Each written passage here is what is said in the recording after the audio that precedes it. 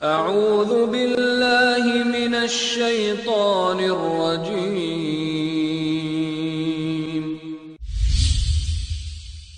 بسم اللہ الرحمن الرحیم۔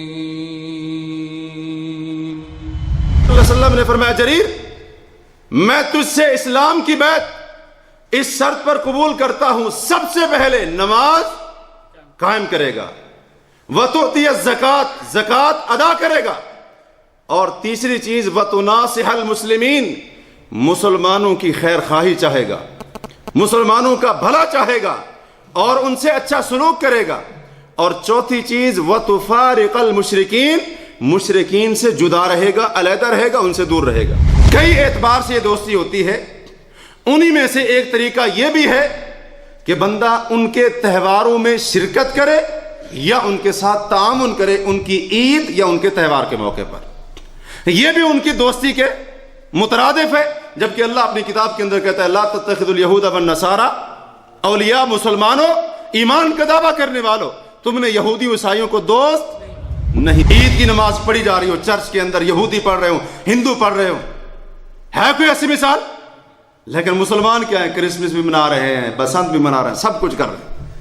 حالانکہ یہود و نصارہ کیا تھے، ہمارے اس معاملے کے اندر تابع تھے، لیکن ہم نے کام الٹ کر دیا، ہم ان کے تابع بن گئے، ہم ان کے محکوم بن گئے، وہ ہمارے حاکم بن گئے، وہ ہمارے آقا بن گئے، ہم ان کے۔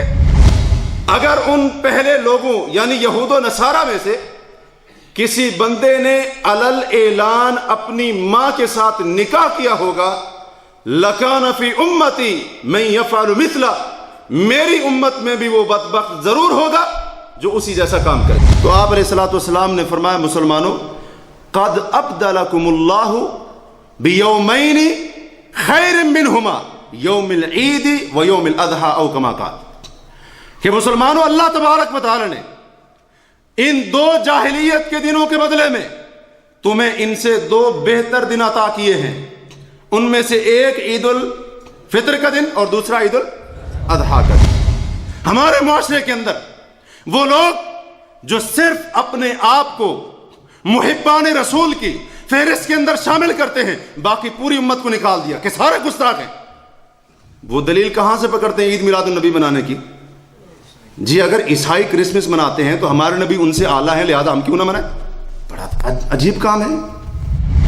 مختلف قسم کے ان کے خوشی کے فنکشن ہوتے ہیں، تو ہمارے بہت سے مسلمان بھی ان کو دیکھ کر انہی کے مطابق اپنی عیدوں کو بھی مناتے ہیں، اپنے تہوار اس میں بھی وہی رنگ بھرتے ہیں، اور اسی طرح ان کی عیدوں میں شامل بھی ہوتے ہیں، ان کے پروگرام جو ہیں ان کو ان کے ساتھ شیئر کرتے ہیں۔ اور بالخصوص دور آزم میں یہ جو انٹرنیٹ کا دور ہے، سوشل میڈیا کا دور ہے، اس سوشل میڈیا کے ذریعے، انٹرنیٹ کے ذریعے، موبائل کے ذریعے ہمارے لوگ ان کو ان کے جو تہوار ہیں اس کی مبارکباد بھی دیتے ہیں۔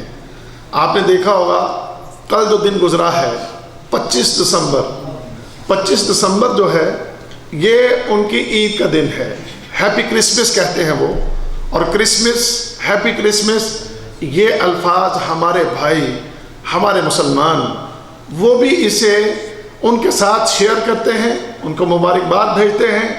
اب تو ہماری حکومتی سطح پر، خاص کر ہمارے پاکستان جو کہ ایک اسلامی ملک ہے، وہاں کے حکمران بھی وہ باقاعدہ ان کو مبارکباد دیتے ہیں۔ دنیا میں جتنے مسیحی لوگ ہیں انہیں ہماری طرف سے کرسمس مبارک، معاذ اللہ۔ یہ آج ہمارے مسلمانوں کی حالت ہے، اور یہ جانتے نہیں اس کا معنی، اس کا مفہوم کیا ہے، اور ہمارے لوگ یہ کیا کہہ رہے ہیں، کیا کر رہے ہیں، اس کا کچھ علم نہیں۔ تو اسی حوالے سے شیخ کا آج کا پروگرام ہے، بڑا اہم موضوع ہے، تو تمام دوست، تمام احباب بڑی توجہ کے ساتھ، خاموشی کے ساتھ شیخ محترم کا درس سنیے گا۔ اور جو بات ہمیشہ آپ سے کہی جاتی ہے، اپنے موبائل کو سائلنٹ رکھا کریں، آپس کی گفتگو نہ کیا کریں، اور موبائل پر بھی بات یہاں پر کرنا بالکل منع ہے۔ درس کے دوران نہ آپ آپس میں باتیں کریں، نہ موبائل سنیں، پوری توجہ کے ساتھ شیخ کا درس سنیں۔ اللہ سے دعا ہے کہ اللہ تعالی ہم سب کو حق بات کہنے اور حق بات سننے سمجھنے اور پھر اس پر عمل کرنے کی توفیق عطا فرمائے بغیر کسی تاخیر کے۔ فضیلت الشیخ محمد طارق حفظہ اللہ تعالی۔ السلام علیکم ورحمۃ اللہ وبرکاتہ۔ ان الحمد للہ نحمده ونستعینه ونستغفره ونعوذ باللہ من شرور انفسنا ومن سیئات اعمالنا من يهده الله فلا مضل له ومن يضلل فلا هادي له أشهد أن لا إله إلا الله وحده لا شريك له وأشهد أن محمدًا عبده ورسوله من يطع الله ورسوله فقد رشد واهتدى ومن يعص الله ورسوله فقد ضل وغوى يا أيها الذين آمنوا اتقوا الله حق تقاته ولا تموتن إلا وأنتم مسلمون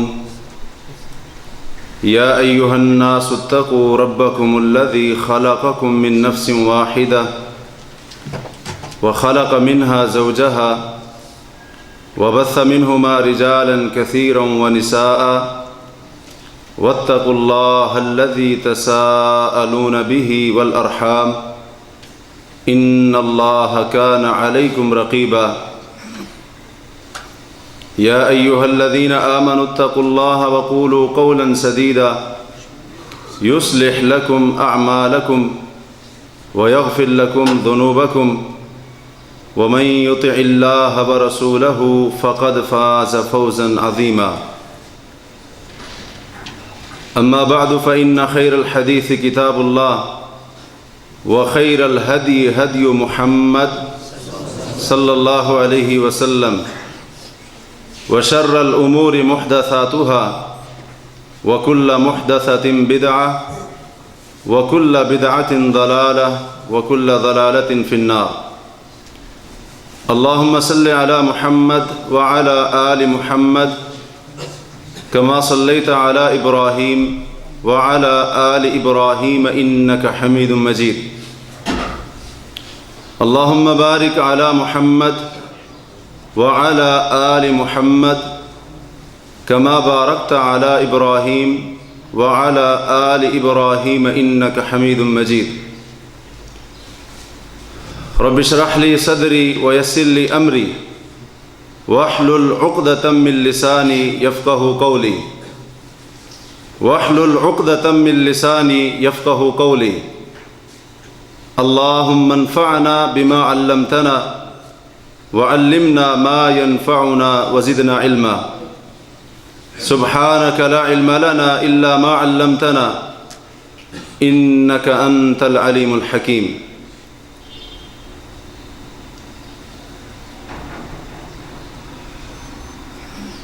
مسند احمد اور سنن ترمذی میں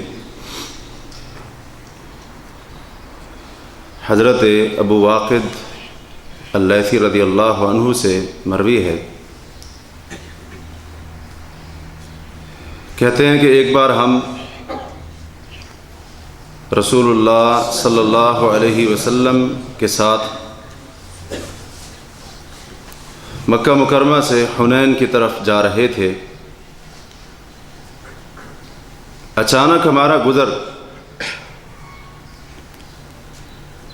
راستے میں اس درخت کے پاس سے ہوا جسے ذات انوات کہا جاتا تھا،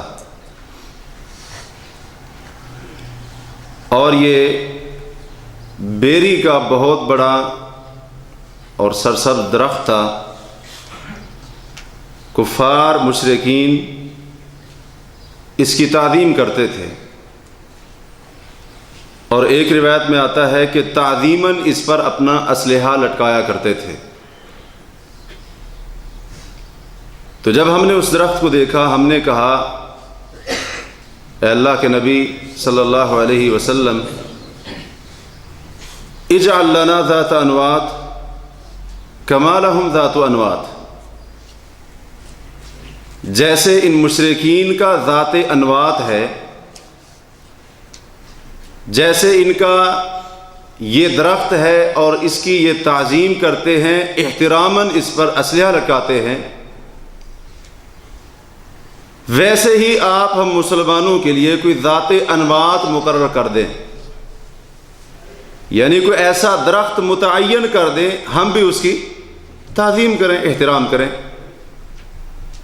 تو رسول کریم علیہ الصلاۃ والسلام نے فرمایا کہ تم نے تو وہی بات کہی ہے جو موسیٰ علیہ السلام کی قوم نے حضرت موسیٰ علیہ السلام سے کہی تھی۔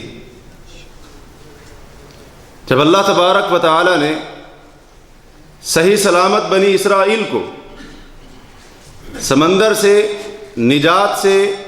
سمندر سے دریا سے نجات دے دی، تو وہ ایک ایسی قوم کے پاس آئے جو اپنے بتوں کے اوپر جھکے ہوئے تھے۔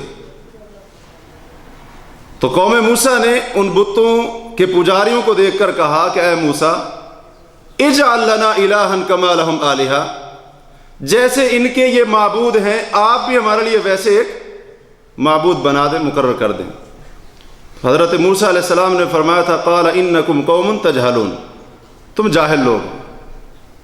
تو آپ نے فرمایا تم نے تو وہی بات کہہ دی جو موسیٰ علیہ السلام کی قوم نے حضرت موسیٰ علیہ السلام سے کہی تھی۔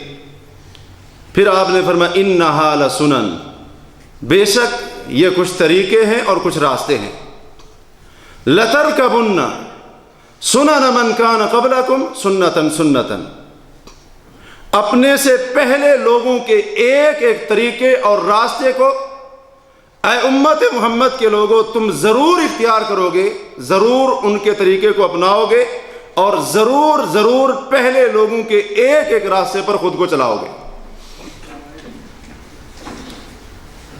یہی حدیث امام دولابی رحمہ اللہ، جیسا کہ علامہ البانی رحمہ اللہ نے الصحیحہ میں اس کی تخریج کرتے ہوئے ذکر کیا ہے۔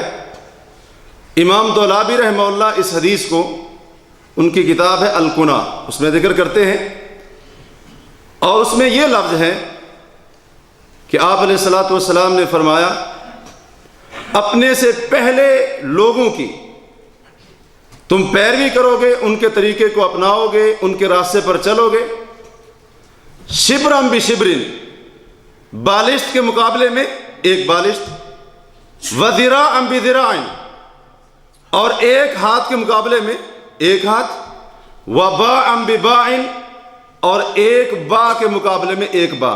با کہتے ہیں اس انگلی کے سرے سے لے کر اس انگلی کے سرے تک، اسے کہتے ہیں با۔ کہنے کا مقصد یہ تھا جیسے جیسے وہ چلتے جائیں گے تم بالکل ویسے ہی ان کی مشابہت اختیار کرتے ہوئے ان کے نقشے قدم پر چلتے جاؤ گے، ذرہ برابر بھی فرق نہیں ہوگا۔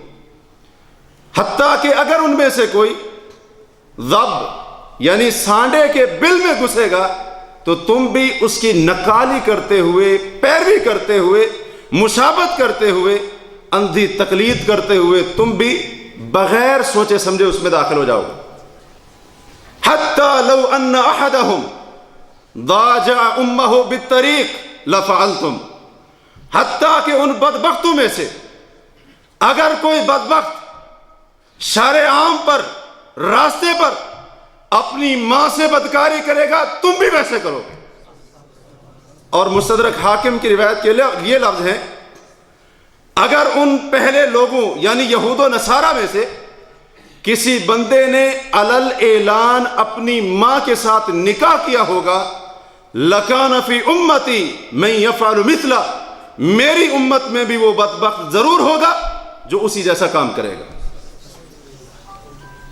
مسند احمد میں اور امام طبرانی رحمہ اللہ اپنی المعجم الکبیر میں حضرت شداد بن اوس رضی اللہ عنہ سے بیان کرتے ہیں، انہوں نے اللہ کے رسول صلی اللہ علیہ وسلم سے یہ حدیث بیان کی کہ آپ نے فرمایا لَيَحْمِلَنَّ شِرَارُ هَذِهِ الْأُمَّةِ عَلَى سُنَنِ الَّذِينَ قَبْلَهُمْ یعنی اہل الکتاب حذو القذة بالقذة او کما قال، کہ اس امت کے بدترین لوگ اپنے سے پہلے لوگوں کے طریقوں اور راستوں کو اپنائیں گے، اور پہلے لوگوں سے کون مراد ہیں؟ اہل الکتاب، یہود و نصارہ۔ اس امت کے بدترین لوگ ان کے طریقوں اور راستوں پر چلیں گے. حذو القذۃ بالقذۃ، جیسے تیر کا پھل برابر ہوتا ہے بالکل، ویسے مسلمان اور مسلمانوں میں سے ایک گروہ، کچھ قومیں اہل کتاب کی مشابہت اختیار کریں گے اور ان کے طریقوں اور راستوں پر چلیں گے. اور قذہ کہتے ہیں تیر کا جو پھل ہوتا ہے، تیر کا آگے جو تیز دھار لوہا ہوتا ہے، پھل ہوتا ہے، اس کا ایک کنارہ اسے کہتے ہیں قذہ اور دوسرا کنارہ اسے بھی کہتے ہیں قذہ. اور ماہرین کا لکھنا ہے کہ اگر وہ کنارہ تھوڑا سا بھی اونچا نیچا ہو جائے تو تیر نشانے پر نہیں لگتا. یعنی جیسے وہ تیر کے پھل کا ایک کنارہ دوسرے کے بالکل برابر ہوتا ہے، اس امت کے بدترین لوگ اہل کتاب کے طریقوں اور راستوں پر ایسے چلیں گے، یعنی ذرہ برابر بھی اس سے تجاوز نہیں کریں گے. یہ تمام احادیث اور نبی کریم صلی اللہ علیہ وسلم کے یہ تمام فرامین، ان کا خلاصہ یہ ہے کہ ہمارے نبی، ہمارے رسول محمد مصطفیٰ صلی اللہ علیہ وسلم نے اہل کتاب، یہود و نصارہ، مشرکین، کفار، ان کے راستوں سے، ان کے طریقوں سے اپنی امت کو ڈرایا ہے. اور اسی طرح وہ لوگ جو ان کے راستوں پر چلنے والے، ان کے طریقوں کو اختیار کرنے والے، ان کے نقش قدم پر چلنے والے، ان کی پیروی کرنے والے اور ان کی اندھی تقلید کرنے کو فخر سمجھنے والے، رسول کریم صلی اللہ علیہ وسلم نے ایسے لوگوں کو اس امت کے بدترین افراد قرار دیا ہے. غور کرنے کا مقام ہے، آخر اس کی وجہ کیا ہے؟ آخر اس کی وجہ کیا ہے؟ سبب کیا ہے؟ اس کی وجہ یہ ہے کہ ہمارے دین کا ایک انتہائی اہم قاعدہ اور اصول ہے کہ ہم نے کفار، غیر مسلمین، یہود و نصارہ، مجوس، مشرکین، ان کی مخالفت کرنی ہے. یہ دین کا بڑا ہی اہم سبق ہے جس کو آج ہم مسلمان بھول چکے ہیں. بڑی اہم تعلیم جو دین حق ہمیں دیتا ہے، دین حق ہمیں سکھاتا ہے کہ ہم نے کفار اور مشرکین کی مخالفت کرنی ہے. یہی وجہ تھی کہ نبی کریم صلی اللہ علیہ وسلم جب تک اس دنیا فانی کے اندر رہے، آپ نے کوشش کی یہود و نصارہ اور کفار کی کیا کرنے کی کوشش کی؟ مخالفت کرنے کی کوشش کی یا انہی جیسے بننے کی کوشش کی؟ نبی کریم صلی اللہ علیہ وسلم کی احادیث کو اٹھائیں، صحیح بخاری اٹھائیں، صحیح مسلم اٹھائیں، دیگر کتب حدیث کا بغور مطالعہ کریں. کئی ایک احادیث واضح طور پر ان میں آپ صلی اللہ علیہ وسلم کا یہ حکم ملے گا. آپ فرماتے ہیں خالفوا اہل الکتاب، اہل کتاب کی مخالفت کرو. کہیں آپ نے فرمایا خالفوا الیہود والنصارى، یہودیوں عیسائیوں کی مخالفت کرو. ہمارا موضوع یہ نہیں ہے کہ کن کن کاموں کے اندر مخالفت کرنی ہے، یہ مثالیں ہمیں ملتی ہیں. مخالفت کرو، خالف الیہود، یہودیوں کی مخالفت کرو، خالف المشرکین، مشرکین کی مخالفت کرو، خالف المجوس، مجوسیوں کی مخالفت کرو. اور نبی علیہ الصلوۃ والسلام نے کام ذکر کیے، کام کہ وہ لوگ یہ کام کرتے ہیں تم نہ کر کے ان کی مخالفت کرو. اور پھر آپ نے فرمایا کہیں پر کہ وہ یہ کام نہیں کرتے تم کر کے ان کی مخالفت کرو. یہ نبی علیہ الصلوۃ والسلام کی تعلیم ہے اور یہ دین اسلام کا بڑا اہم اور اصول اور قاعدہ ہے کہ جس کو آج مسلمان سراسر بھول چکے ہیں. حتیٰ کہ اسی چیز کے اوپر کفار، مشرکین، اہل کتاب کی مخالفت کے اوپر اللہ کے رسول صلی اللہ علیہ وسلم نے اسلام قبول کرنے والے اپنے صحابی حضرت جریر بن عبداللہ البجلی رضی اللہ عنہ سے بیعت لی. حالانکہ بندہ ابھی مسلمان ہو رہا ہے، اسلام میں داخل ہو رہا ہے اور اسلام قبول کرنے پر آپ علیہ الصلوۃ والسلام کے ساتھ بیعت کر رہا ہے، لیکن آپ نے شروع میں ہی اس سے بیعت لی. کیا؟ وہ خود بیان کرتے ہیں، امام نسائی رحمہ اللہ اپنی سنن کے اندر اس حدیث کو صحیح سند کے ساتھ روایت کرتے ہیں، حضرت جریر نے فرمایا کہ میں جب اللہ کے رسول صلی اللہ علیہ وسلم کے پاس آیا اسلام کی بیعت کرنے کے لیے، تو میں نے کہا اللہ کے نبی علیہ الصلاۃ والسلام، میں مسلمان ہونا چاہتا ہوں، آپ جو مجھ پر شرط لگانا چاہتے ہیں لگائیں، فأنت أعلم، کیونکہ آپ مجھ سے زیادہ علم رکھتے ہیں، میں مسلمان ہونے آیا ہوں، جو شرط بھی آپ مجھ پر لگانا چاہتے ہیں، جس شرط پر مجھ سے بیعت کرنا چاہتے ہیں، آپ کو زیادہ علم ہے، مجھے وہ شرط قبول ہوگی اور اس شرط کو قبول کر کے میں آپ کے ہاتھ پر بیعت کر کے مسلمان ہو جاؤں گا۔ تو کہتے ہیں نبی صلی اللہ علیہ وسلم نے فرمایا ابایعک علی ان تقیم الصلاۃ وتؤتی الزکاۃ وتناصح المسلمین وتفارق المشرکین۔ اللہ کے رسول صلی اللہ علیہ وسلم نے فرمایا جریر، میں تجھ سے اسلام کی بیعت اس شرط پر قبول کرتا ہوں، سب سے پہلے نماز قائم کرے گا، وتؤتی الزکاۃ، زکوٰۃ ادا کرے گا، اور تیسری چیز وتناصح المسلمین، مسلمانوں کی خیر خواہی چاہے گا، مسلمانوں کا بھلا چاہے گا اور ان سے اچھا سلوک کرے گا، اور چوتھی چیز وتفارق المشرکین، مشرکین سے جدا رہے گا، علیحدہ رہے گا، ان سے دور رہے گا۔ اور مشرکین سے دور ہونا دراصل ان کی مخالفت کا تقاضا کرتا ہے۔ اب بندہ جسمانی طور پر ان سے دور رہے لیکن شکل بھی انہی جیسی، لباس بھی انہی جیسا، کردار بھی انہی جیسا، اخلاق بھی انہی جیسا، یہ دوری ہوگی یا انہی جیسا ہوگا؟ بندہ انہی جیسا ہوگا۔ تو آپ علیہ الصلوۃ والسلام پہلی مجلس میں ہی حضرت جریر رضی اللہ عنہ سے اسی چیز کی بیعت لے رہے ہیں کہ تو نے مشرکین کی مخالفت کرنی، ان سے جدا رہنا ہے، خود کو ان سے دور رکھنا ہے، اور دور رکھنے کا ایک تقاضا یہ بھی ہے کہ بندہ ان کی مخالفت کرے اور ان کی مشابہت اختیار نہ کرے۔ بلکہ غور طلب حدیث، یہی چیز یہود و نصارہ کی مخالفت ہمارے دین کے غلبے کا سبب ہے۔ اے اہل اسلام، ایمان والو، تمہارے غلبے، قوت اور رعب اور طاقت کا راز اسی کے اندر مضمر ہے کہ جب تک تم یہود و نصارہ کی مخالفت کرو گے۔ یہ نبی علیہ الصلوۃ والسلام کی زبان اقدس سے نکلے ہوئے الفاظ ہیں۔ امام ابن ماجہ رحمہ اللہ اپنی سنن کے اندر اس کو روایت کرتے ہیں۔ حضرت ابو ہریرہ رضی اللہ تعالیٰ نے فرمایا کہ اللہ کے رسول علیہ الصلوۃ والسلام کا فرمان ہے کہ لا یزال الدین ظاہرا، دین اس وقت تک غالب رہے گا ما عجل الناس الفطر، جب تک لوگ یعنی مسلمان روزہ افطار کرنے میں جلدی کریں گے۔ جلدی کا یہ مطلب جو ہی سورج غروب ہوا روزہ افطار کر دیا، کیونکہ یہی محمد الرسول اللہ صلی اللہ علیہ وسلم کا طریقہ ہے اور یہی ان کی سنت ہے۔ آپ نے فرمایا جب تک لوگ اس سنت کے اوپر عمل کرتے ہوئے روزہ جلدی افطار کریں گے، دین کیا رہے گا؟ غالب رہے گا، اور اس دین کے ماننے والے، اس دین کے پیروکار وہ بھی غالب رہیں گے۔ آگے وجہ بیان کیا کی؟ کیا فرمایا؟ لِأَنَّ الْيَهُودَ وَالنَّصَارَى يُؤَخِّرُونَ، کیونکہ یہودی اور عیسائی روزہ تاخیر سے افطار کرتے ہیں۔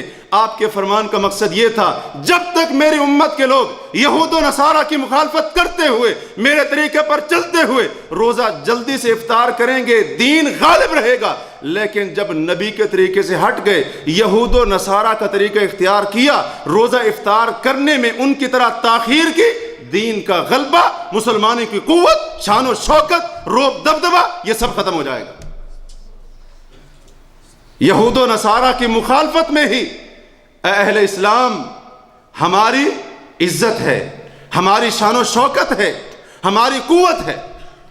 کیا رب کائنات نے خیر القرون کے مسلمانوں کو، رسول کریم علیہ الصلوۃ والسلام کے صحابہ کو عزت نہیں دی تھی؟ غلبہ نہیں دیا تھا؟ قوت نہیں دی تھی؟ شان و شوکت نہیں دی تھی؟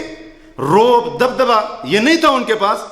اس کی ایک وجہ یہ بھی تھی کہ وہ ہر کام کے اندر یہود و نصارہ، دشمنان اسلام، کفار، مشرکین، ان کی مخالفت کرنا پسند کرتے تھے، اور عملاً ایسا کیا بھی کرتے تھے۔ ضمناً ایک بات امام طبری رحمہ اللہ اپنی تاریخ کے اندر یہ واقعہ ذکر کرتے ہیں کہ جب جنگ یرموک کا موقع تھا تو رومیوں کا یعنی عیسائیوں کا جو سپہ سالار تھا، اس نے مسلمانوں میں سے چند بندوں کو بلوایا بات چیت کرنے کے لیے، صلح کرنے کے لیے۔ تو ان میں سے کچھ بندے آئے اور وہ سالار جہاں پر بیٹھا ہوا تھا، جہاں پر اس نے خیمے لگائے ہوئے تھے، وہاں پر اس نے ریشم کی کناتیں لگائی ہوئی تھی۔ کنات جانتے ہیں نا، سائیڈوں میں جو لگائی جاتی ہیں پردہ کرنے کے لیے یا جو بھی مقصد ہوتا ہے، وہ سائیڈ میں جو پردے لگے ہوئے تھے، کناتیں لگے ہوئے تھے، وہ کس چیز کے تھے؟ ریشم کے تھے۔ اب ان میں صحابہ بھی تھے، ان میں سے دیگر مسلمان بھی تھے، اہل ایمان بھی تھے۔ تو وہ جب وفد آتا ہے مسلمانوں کا، تو انہوں نے اس خیمہ بستی کے اندر داخل ہونے سے انکار کر دیا، خیمہ بستی کے اندر داخل ہونے سے انکار کر دیا۔ اور رومیوں کا جو سپہ سالار تھا، ان کا جو جرنیل تھا، اس کو کہا اگر بات کرنی ہے تو باہر آؤ، ہم تمہارے لگائے ہوئے خیموں کے اندر نہیں آ سکتے، کیونکہ ہمارے رسول صلی اللہ علیہ وسلم نے ہمیں ریشم استعمال کرنے سے منع کیا ہے، ہمارے نبی نے ہمیں ریشم استعمال کرنے سے منع کیا ہے۔ یہ صحابہ کرام اور مسلمان وقت کی سب سے بڑی طاقت کے سپہ سالار سے کہہ رہے ہیں، اور پھر اس کو مجبور کیا، حتیٰ کہ رومیوں کا سپہ سالار وہ اپنے خیمہ بستی سے باہر نکلا اور زمین کے اوپر، ریت کے اوپر بیٹھ کر مسلمانوں کے ساتھ بات چیت کی، ان کے ساتھ مذاکرات کیے۔ جب قیصر روم کے پاس، ہرقل کے پاس یہ بات پہنچی تو اس نے کہا اما الشام فلا شام، اور رومیوں میں تمہیں کہا نہیں کرتا تھا یہ شام شام نہیں رہے گا، یہ شام شام نہیں رہے گا۔ جس نبی کے پیروکار ریشم کے سائے کے نیچے بیٹھنے گوارا نہ کریں، رومیوں شام تمہارے ہاتھوں سے نکل چکا ہے، یہ شام تمہارے ہاتھوں میں نہیں رہے گا۔ اور واقعی ایسے ہی ہوا۔ ہجرت کے 18ویں سال حضرت عمر بن خطاب کے دور میں، اور روم فتح ہوا کہ نہیں ہوا، شام فتح ہوا کہ نہ ہوا، بیت المقدس کی چابیاں مسلمانوں کے ہاتھوں میں تھی کہ نہیں تھی۔ یہ وجہ تھی، یہ ہے اصل راز ان کی کامیابی کا، دین کے غلبے کا اور مسلمانوں کی قوت کا۔ جب ہمارے اندر یہ مخالفت ہی نہ رہی ان کی، ہم میں سے ہر بندہ ایک دوسرے سے آگے بڑھنے کی کوشش کرے، مسابقت کرے، یہود و نصارہ جیسا بننے کا کوشش کرے، شکل انہی جیسی، لباس انہی جیسا، کردار انہی جیسا، اخلاق انہی جیسا، گھر کا ماحول، طرز زندگی، معاشرہ، یہ سب کچھ انہی جیسا۔ انصاف سے بتائیے گا دین کا غلبہ باقی رہے گا؟ وہ مسلمان جن کا نام سن کر اللہ نے خود گواہیاں دی ہیں، لَأَنْتُمْ أَشَدُّ رَهْبَةً فِي صُدُورِهِمْ مِنَ اللَّهِ۔ کیا اہل ایمان، مہاجرین و انصار، نبی کے صحابہ، تمہارے دشمنوں کے دل میں اللہ کے ڈر سے زیادہ تمہارا ڈر ہے، اتنا اللہ سے نہیں ڈرتے جتنا تم سے ڈرتے ہیں۔ وجہ کیا تھی؟ اس کا ایک سبب یہ بھی تھا، اور نبی علیہ الصلوۃ والسلام کی یہ حدیث واضح اشارہ کر رہی ہے کہ جب تک مسلمان یہود و نصارہ کی مخالفت کرتے رہیں گے، دین غالب رہے گا۔ دین اس دنیا کے اوپر توحید کے، اللہ کے دین کے، دین اسلام کے جھنڈے بلند رہیں گے۔ لیکن جو ہی مسلمانوں نے یہود و نصارہ کی روزہ افطار کرنے کے معاملے میں یا دیگر معاملات میں یہود و نصارہ کی مخالفت چھوڑ دی، بلکہ انہی کے راستے پر چل پڑے، تب مسلمانوں کا غلبہ، ان کی قوت، شان و شوکت، یہ سب ختم ہو جائے گی۔ ختم ہو چکی ہے کہ نہیں؟ وجہ کیا ہے؟ اس کا ایک بنیادی سبب یہ بھی ہے کہ ہم مسلمان یہود و نصارہ جیسے بن گئے، انہی جیسے بن گئے۔ ہر معاملے کے اندر ہم کوشش کرتے ہیں انہی جیسا بننے کی۔ بہرحال اس کی ایک تفصیل ہے، ہمارا یہ موضوع نہیں ہے۔ اصل چیز یہ تھی کہ ہمارے دین کا قاعدہ اور اصول کیا ہے کہ ہم نے یہود و نصارہ، کفار، مشرکین، مجوس وغیرہ جتنے بھی غیر مسلم ہیں، ان کی کیا کرنی ہے؟ مخالفت کرنی ہے۔ یہ دین کا اہم اصول اور قاعدہ ہے جس کو ہم نے زندگی بھر یاد رکھنا ہے۔ اب یہ مخالفت، اس مخالفت کا ایک معنی یہ بھی ہے کہ ہمارا چہرہ، ہماری شکل و صورت، شکل و شباہت غیر مسلموں جیسی نہ ہو۔ مخالفت کا ایک معنی یہ بھی ہے کہ ہمارا لباس کفار کے مخصوص لباس جیسا نہ ہو۔ مخالفت کا ایک معنی یہ بھی ہے کہ ہمارا کردار اور اخلاق یہود و نصارہ مشرکین کفار کے کردار اور اخلاق جیسا نہ ہو۔ مخالفت کا ایک معنی یہ بھی ہے کہ ہمارا طرز زندگی، ہمارا معاشرہ وہ یہود و نصارہ کفار کے معاشرے کی طرح اور ہمارا طرز زندگی ان کے طرز زندگی کی طرح نہ ہو۔ مخالفت کا یہ معنی بھی ہے۔ اسی طرح مخالفت کا یہ معنی بھی ہے، مخالفت کا ایک تقاضا یہ بھی ہے کہ ہم مسلمانوں نے بحیثیت مسلمان یہود و نصارہ کے تہواروں، عیدوں، ان کے جشن کے ایام، ان کے میلوں کے دن، ان کے خوشی کے موقع، ان میں بھی ان کی مخالفت کرنی ہے، ان میں بھی ان کی مخالفت کرنی ہے۔ اور جیسا کہ ہم سن رہے تھے کہ جناب یہ کرسمس مبارک ہو، یہ نیو ایئر نائٹ ہے جی، اس رات کو تقریبات منائی جا رہی ہیں، ہیپی نیو ایئر، نیا سال مبارک ہو۔ اسی طرح سے ویلنٹائنز ڈے، عید الحب، محبت کی عید، 1 اپریل کو اپریل فول وغیرہ وغیرہ، بسنت خالص ہندوؤں کا تہوار، کرسمس نئے سال کی مبارکباد خالص عیسائیوں کے تہوار، اسی طرح سے ویلنٹائنز ڈے رومیوں بت پرست خالص ان کا تہوار۔ لیکن یہ سب کیا ہے آج مسلمانوں کے اندر آ چکے ہیں، جبکہ دین کی جو اصولی بات تھی وہ کیا سکھاتی ہے؟ تہواروں میں بھی ان کی مخالفت کرنی ہے، ان کی عیدوں میں بھی ان کی مخالفت کرنی ہے۔ کیوں مخالفت کرنی ہے؟ کیا صرف اس لیے کہ وہ غیر مسلم ہے میں مسلم ہوں؟ یہ سوال ہے بہت بڑا۔ کیا اس لیے مخالفت کرنی ہے وہ عیسائی ہے میں مسلم ہوں، وہ یہودی ہے اور میں اسلام سے تعلق رکھتا ہوں، وہ ہندو ہے اور میں دین حق کے ساتھ جڑا ہوا ہوں، اس کو مانتا ہوں؟ کس وجہ سے؟ یہ کوئی تعصب کا معاملہ نہیں ہے، تعصب کا معاملہ نہیں ہے، بلکہ اللہ کی کتاب بھی ہمیں یہی سکھاتی ہے، محمد الرسول اللہ صلی اللہ علیہ وسلم کی سنت، طریقہ اور آپ علیہ الصلوۃ والسلام کا عمل بھی ہمیں یہی تعلیم دیتا ہے۔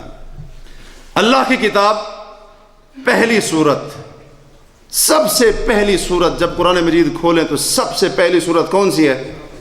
سورۃ الفاتحہ۔ اور جو مسلمان فرض نمازیں پڑھتا ہے کم از کم 17 بار یہ سورت اپنی نمازوں کے اندر تلاوت کرتا ہے، اور اگر کوئی سنت مؤکدہ پڑھتا ہے تو 29 بار، اور اگر کوئی 3 وتر پڑھتا ہے تو 32 بار، اگر کوئی 1 وتر پڑھتا ہے تو 30 بار۔ نہیں تو اگر 5 فرض نمازیں پڑھنے والا مسلمان کم از کم 17 مرتبہ اس سورۃ فاتحہ کو اپنی نماز کے اندر دہراتا ہے، اس میں اللہ سے کیا مانگتا ہے؟ اہدنا الصراط المستقیم، اے اللہ ہمیں سیدھے راستے پر چلاتے رہنا، صراط الذین انعمت علیہم، راستہ ان لوگوں کا جن پر تو نے انعام کیا، غیر المغضوب علیہم ولا الضالین، ان لوگوں کے راستے پر نہ چلانا جن پر تیرا غضب نازل ہوا اور جو گمراہ ہو گئے۔ مغضوب علیہم کون ہیں؟ یہودی ہیں۔ ضالین کون ہیں؟ گمراہ عیسائی ہیں۔ اور یہ تفسیر خود نبی کریم صلی اللہ علیہ وسلم نے کی ہے، اس سے بہتر تفسیر اور کوئی نہیں ہو سکتی۔ سنن ترمذی میں امام ترمذی رحمہ اللہ سورۃ فاتحہ کی تفسیر میں پوری روایت، لمبی حدیث ہے، حضرت عدی بن حاتم رضی اللہ عنہ کی، اس کو روایت کرتے ہیں کہ جس کے آخر میں ہی آپ نے فرمایا کہ یہودی مغضوب علیہم ہیں اور عیسائی ضالین ہیں، یعنی گمراہ ہیں۔ اب سوال یہ ہے کہ یہ مسلمان مسجد میں نماز کی حالت میں سورۃ فاتحہ پڑھ رہا ہے، اللہ سے دعائیں کر رہا ہے، اے اللہ سیدھے راستے پر چلانا، مغضوب علیہم ضالین، یہود و نصارہ کے راستے سے بچانا، لیکن جب نماز سے فارغ ہوا، مسجد سے باہر نکلا، یہودیوں کی عیسائیوں کی عید میں ان کے تہوار میں جا کر شریک ہو جائے، تو پھر بتائیے اس دعا کا کیا معنی ہوگا؟ اس دعا کا کیا معنی ہوگا؟ کیا اس مسلمان نے عملی طور پر یہودیوں کو مغضوب علیہم سمجھا؟ ہرگز نہیں سمجھا۔ کیا اس مسلمان نے اللہ کے فرمان کے مطابق نصارہ یعنی عیسائیوں کو گمراہ سمجھا؟ عملی طور پر ہرگز نہیں سمجھا، زبان کے ساتھ ساری زندگی کیوں نہ کہتا رہے۔ ادھر سے دعا کرتا ہے اللہ یہودیوں عیسائیوں کے راستے سے بچانا، ان کے طریقوں سے دور رکھنا، اور پھر جا کر انہی کی مجلس میں، پھر جا کر انہی کا تہوار، پھر جا کر انہی کے تہوار پر مبارکباد، اس کو تحفہ دیتا ہے، مٹھائیاں بانٹتا ہے، کھانے بانٹتا ہے، پتہ نہیں کیا کچھ کرتا ہے۔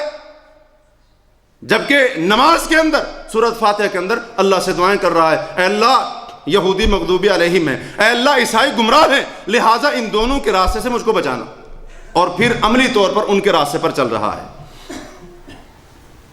سورۃ مائدہ میں اللہ تعالیٰ فرماتے ہیں یا ایھا الذین آمنوا لا تتخذوا اليہود والنصارى اولیاء، اے ایمان والو یہودیوں عیسائیوں کو دوست نہ بناؤ، بعضهم اولیاء بعض، کیوں؟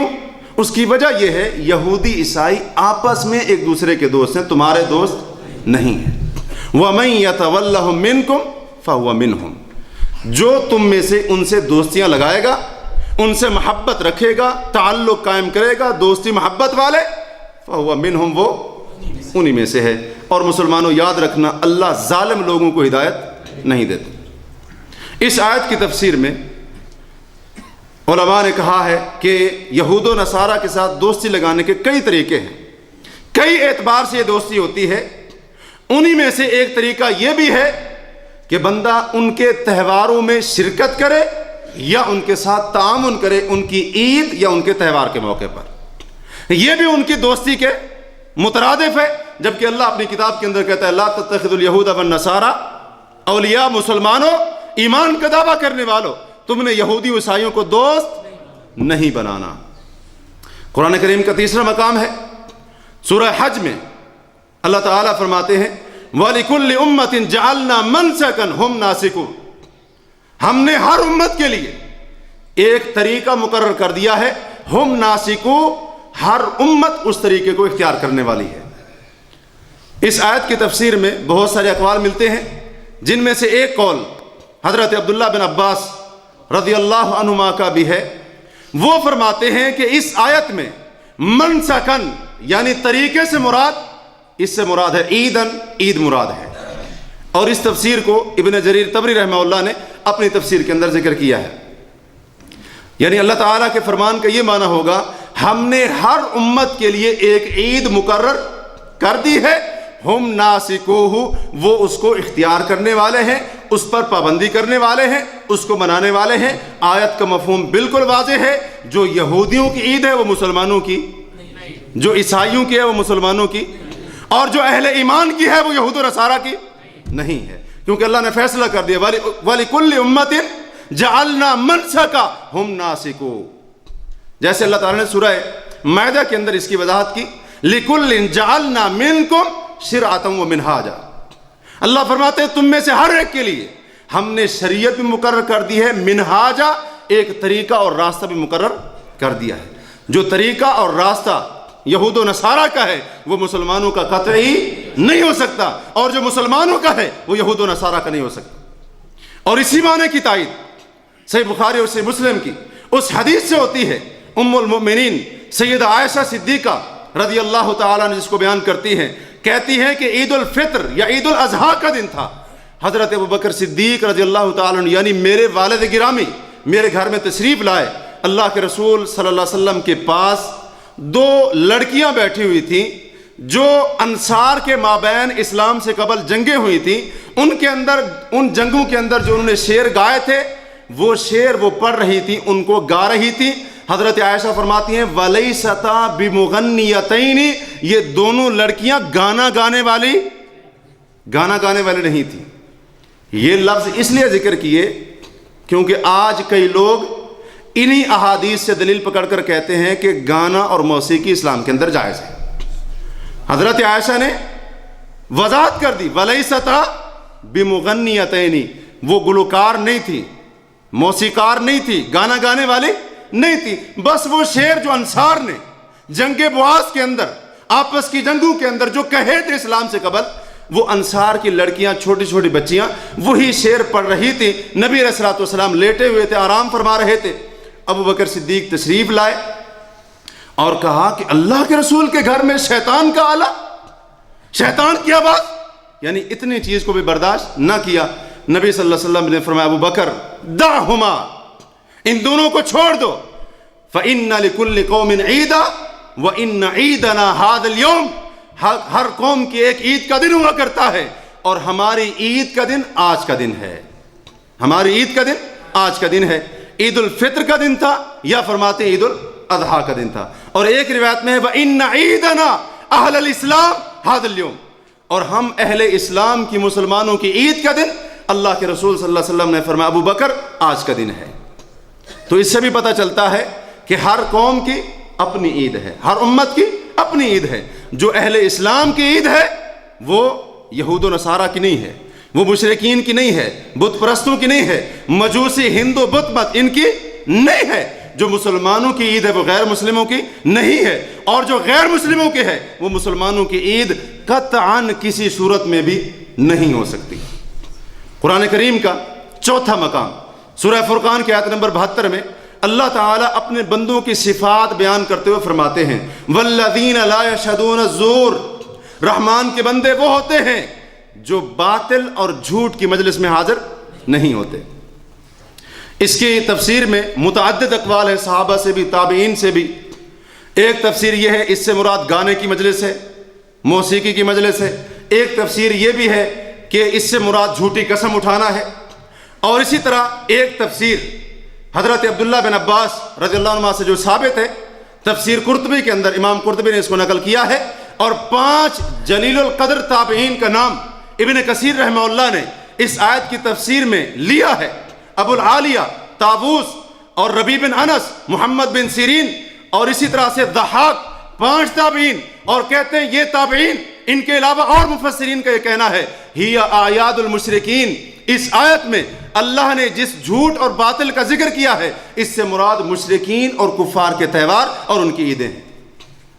آیت کا معنی بالکل واضح ہوا. اللہ فرماتے ہیں جو رحمان کے بندے ہوتے ہیں, جو میرے بندے ہوتے ہیں, وہ مشرکین کے تہواروں, ان کی عیدوں کی مجلس میں حاضر نہیں ہوتے. جہاں پر ان کا تہوار ہو, ان کی عید, ان کا جشن, خوشی ہو, وہاں پر میرے بندے حاضر. اب مسلمان کی مرضی ہے رحمان کا محبوب بندہ بنے یا پھر ایسا بندہ بنے جس پر اللہ کا غضب اور اللہ کی لعنت نازل ہوتی ہے. ہر مسلمان کی اپنی مرضی ہے, کیونکہ جو رحمان کے بندے ہیں اللہ فرماتے ہیں وہ ایسی باطل اور جھوٹ کی محفلوں کے اندر نہیں جاتے جہاں پر مشرکین, کفار, بت پرست, یہود و نصارہ اپنی عیدیں منا رہے ہوتے ہیں. رحمان کے بندے ایسی مجلس کا حصہ نہیں بنتے. اور اسی طرح سے جب ہم سنت کو دیکھتے ہیں, رسول کریم علیہ الصلاۃ والسلام کی احادیث کو دیکھتے ہیں, متعدد احادیث ملتی ہیں جو واضح طور پر ہماری رہنمائی کرتی ہیں کہ ہم نے بحیثیت مسلمان, بحیثیت امت محمد صلی اللہ علیہ وسلم کا فرد ہونے کے, ہم نے مشرکین یہود و نصارہ کے تہواروں میں ان کی مخالفت کرنی ہے, مشابہت اختیار نہیں کرنی. واضح طور پر سب سے پہلی حدیث وہ ہے جسے امام احمد نے اپنی مسند کے اندر اور امام نسائی رحمہ اللہ نے اپنی سنن کے اندر ام المؤمنین سیدہ ام سلمہ رضی اللہ تعالیٰ عنہ سے روایت کیا. وہ فرماتی ہیں کہ اللہ کے رسول صلی اللہ علیہ وسلم عام دنوں کی بنسبت, یعنی ہفتے کے دیگر دنوں کی بنسبت, آپ علیہ الصلوۃ والسلام کا معمول تھا کہ آپ بکثرت ہفتے اور اتوار کے دن کا نفلی روزہ رکھتے تھے. ہفتے اور اتوار کے دن کا نفلی روزہ رکھتے تھے. اور پھر اس کی وجہ یہ بیان فرماتے انہما یوم عید للمشرکین, یہ دونوں دن مشرکین کی عید کے دن ہیں. کون کون سے دن؟ ہفتے کا دن اور اتوار کا دن. ہفتہ کس کی عید کا دن؟ چند بندے بولے ہیں. سب سے بڑا مسئلہ تو یہ ہمیں پتہ ہی نہیں ہے کہ کون سا ان کا کام ہے کون سا ہمارا ہے. یہ کام کچھ ایسی ملاوٹ ہوئی, فرق ہی پتہ نہیں. اکثر بندوں کو پتہ ہی نہیں ہے کہ ان کا تہوار کون سا ہے, ان کا مخصوص طرز زندگی کیا ہے, ان کا مخصوص لباس کیا ہے, فلاں. حالانکہ شروع میں عرض کر چکا ہوں یہ دین کا بڑا اہم سبق ہے, بڑا اہم اصول اور قاعدہ ہے. ہفتہ کس کی عید کا دن؟ یہودیوں کی. اتوار عیسائیوں کی عید کا دن. نبی صلی اللہ علیہ وسلم فرماتے ہیں ہفتے کا دن, اتوار کا دن مشرکین کی عید کا دن ہے. فَأَنَا أُحِبُّ أَنْ أُخَالِفَهُمْ, میں محمد کریم اس بات کو پسند کرتا ہوں کہ جو دن مشرکین کی عید کا دن ہو میں اس دن روزہ رکھ کے ان کی مخالفت کرنا پسند کرتا ہوں. جو دن یہود و نصارہ کی عید کا دن، ان کے تہوار کا دن، ان کی خوشی کا دن، محمد کریم روزہ رکھنا اس دن پسند کرتا ہے، اور اس انداز سے ان کی مخالفت کرنا پسند کرتا ہے۔ یہ رسول کریم علیہ الصلوۃ والسلام نے عملاً اپنی امت کو تعلیم دی ہے۔ نبی علیہ الصلوۃ والسلام کو پسند ان کی مخالفت کرنا، اور آج مسلمان کرسمس منائے، نئے سال کی مبارکباد دے، کرسمس کی عید کی ہیپی کرسمس، میری کرسمس، کرسمس مبارک ہو، کرسمس کے کیک کاٹے، اور ان کے کلیسوں کے اندر جا کر، ان کے چرچ کے اندر جا کر، ان کی مخصوص عبادت میں جا کر شریک ہو، وہاں پر کیک کھائے، وہاں پر کھلائے، وہاں پر تحفہ دے، وہاں سے تحفہ لے، وہاں مبارکباد دے، ان سے مبارکباد قبول کرے۔ مسلمان کو یہ پسند، نبی کو یہ پسند۔ نبی کریم صلی اللہ علیہ وسلم ان کی مخالفت کرنا پسند کریں، اور مسلمان بڑا خوش ہو جی موبائل پر میسج بھیجتے ہوئے، واٹس ایپ پر، فیس بک کے اوپر، جی ایڈوانس کے اندر 2015 مبارک، اور اس کے اوپر فخر محسوس کرتا ہے، خوش ہوتا ہے۔ سب سے پہلے نئے سال کی مبارکباد میں نے آپ کو دی ہے، اور کسی نے نہیں دی ہو۔ بڑے تعجب کی بات ہے، نبی کا سبق بھول گئے، پیغمبر کی تعلیم بھول گئے، حالانکہ محبت کے دعوے اتنے بڑے بڑے، ہم میں سے ہر بندہ سمجھتا ہے مجھ سے بڑھ کر رسول کریم کے ساتھ محبت کرنے والا اس دنیا کے اندر ہے ہی کوئی نہیں۔ اور بڑے افسوس کی بات ہے، ہمارے معاشرے کے اندر وہ لوگ جو صرف اپنے آپ کو محبان رسول کی فہرست کے اندر شامل کرتے ہیں، باقی پوری امت کو نکال دیا کہ سارے گستاخ ہیں۔ وہ دلیل کہاں سے پکڑتے ہیں عید میلاد النبی منانے کی؟ جی اگر عیسائی کرسمس مناتے ہیں تو ہمارے نبی ان سے اعلیٰ ہیں، لہذا ہم کیوں نہ منائیں؟ بڑا عجیب کام ہے، تعجب والی بات ہے۔ نبی علیہ الصلوۃ والسلام کیا کر رہے ہیں؟ کوئی اور کام نہیں، ان کی عید کا دن، ان کے تہوار کا دن، ان کی خوشی کا دن، جشن کا موقع، یہودیوں کی عید، عیسائیوں کی عید۔ آپ فرماتے ہیں جس دن مشرکین کی عید کا دن، میں محمد کریم اس دن روزہ رکھ کر ان کی مخالفت کرنا پسند کرتا ہوں۔ بڑا عجیب کام ہے، جب ان کی عید کا دن آئے مسلمان ان کے ساتھ شریک بھی ہو، ان کی تہواروں کے اندر شرکت بھی کر رہا ہو، اور اسی طرح سے نبی علیہ الصلوۃ والسلام کو ان کی مخالفت پسند، اور کلمہ پڑھنے والا، نبی سے محبت کے دعوے کرنے والا، ان کی دعوت پر لبیک کہتے ہوئے ان کے چرچ میں جا کر یہ کرسمس منائے، اس کی تقریب کے اندر شامل ہو۔ بڑا عجیب معاملہ ہے، اور یہ بات سن کر بڑا افسوس ہوا۔ بعض ہمارے وہ بھائی جو یہاں پر موجود ہیں، کتاب و سنت کے دلائل الحمدللہ اللہ کی توفیق کے ساتھ ان کے سامنے رکھے جاتے ہیں، مسائل کو جاننے والے، دین کی سمجھ بوجھ رکھنے والے، کتاب و سنت پر چلنے کا دعویٰ کرنے والے، جب ان کو ان کے بعض ساتھیوں نے کرسمس کے موقع پر اپنی اس تقریب کے اندر دعوت دی، نہ صرف وہ اس تقریب میں شریک ہوئے بلکہ وہاں اس موقع پر جو کھانا پکنا تھا انہوں نے کہا جی یہ خدمت ہمارے ذمہ لگائیں، کرسمس کی اس تقریب کا کھانا ہم پکائیں گے۔ کیا یہ اللہ اور اس کے رسول صلی اللہ علیہ وسلم کی حد سے آگے بڑھنا نہیں ہوگا؟ کیا یہ اللہ اور اس کے رسول صلی اللہ علیہ وسلم کی کھلی بغاوت نہیں ہوگی، کھلی خلاف ورزی نہیں ہوگی؟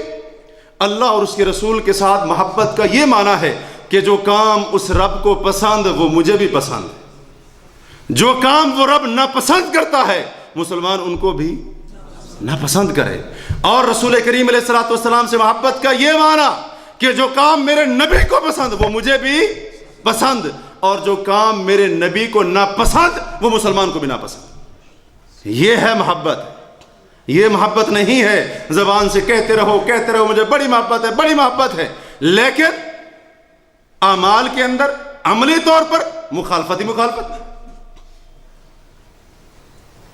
اسی طرح 10 محرم کا روزہ جو گزرا پچھلے دنوں میں، پچھلے مہینے میں 10 محرم کا روزہ، اس کے بارے میں آپ کو بہت ساری باتیں بتائی گئی ہوں گی، تو ان میں سے ایک یہ بھی آپ نے حدیث سنی ہوگی، وقت کے تھوڑا ہونے کی وجہ سے بات مختصر کرتے ہیں، کہ جب نبی علیہ الصلوۃ والسلام مدینہ منورہ تشریف لائے تو یہودیوں کو 10 محرم کا روزہ رکھتے ہوئے دیکھا۔ وجہ پوچھی تو پتہ چلا کہ ہم اس دن کو روزہ اس لیے رکھتے ہیں کیونکہ اس دن اللہ تعالیٰ نے موسیٰ علیہ السلام ان کی قوم کو نجات دی، فرعون اس کے لشکر کو غرق کیا.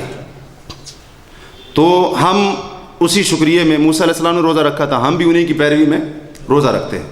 تو آپ علیہ السلام نے فرمایا موسیٰ علیہ السلام کی پیروی کرنے کے یہودیوں تم سے زیادہ ہم حقدار ہیں، لہذا آپ نے بھی روزہ رکھا اور مسلمانوں کو بھی روزہ رکھنے کا حکم دے دیا. صحیح مسلم میں حضرت ابو موسیٰ اشعری رضی اللہ عنہ کی روایت ہے، وہ فرماتے ہیں کہ 10 محرم کا دن یہودی اس کو عید مانتے تھے. کیا مانتے تھے؟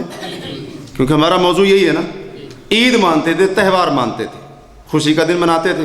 اور صحیح مسلم ہی کی ایک روایت میں ہے کہ اہل خیبر اسی 10 محرم کے دن کو عید مانتے، اس کی تعظیم کرتے اور اسی بنا پر اپنی عورتوں کو زیور بھی بناتے، بڑے خوبصورت قسم کے لباس اور کپڑے بھی پہناتے.